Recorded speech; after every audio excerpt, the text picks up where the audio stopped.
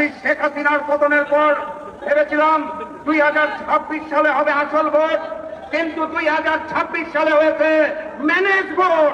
আমরা বাঙালি মনে করি যে আমরা অনেক স্মার্ট। না রে ভাই, আমরা লুঙ্গি গামছা আর 4 বেলা ভাত খাওয়া পারি।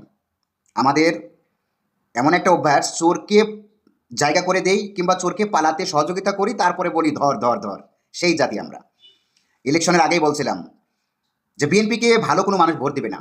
হাতে গোনা কয়জন খুনি, সন্ত্রাসী, চাঁদাবাজ, ডাকাত, চোর বাটপার, এছাড়া বিএনপিকে কেউ ভোট দিবে না।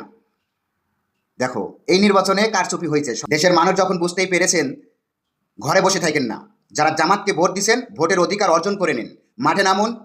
হয় বিএনপি সরকার বর্তমান তারেক রহমান তার নেতা খেতাদের এমপি মন্ত্রী যে যেখানে গঠন করছে সবাইকে নিয়ে পদত্যাগ করবে, আর না হলে এই সংসদ ব্লক করে দেন, এরা যেন সংসদে না ঢুকতে পারে। এই অবৈধ অনির্বাচিত সরকারকে আমরা মেনে নিতে পারবো না। এদেরকে স্বেচ্ছায় পদত্যাগ করতে হবে, আর না হয়তো লাঠিয়া জুতা পেটা করে এদের সংসদ থেকে নামাতে হবে।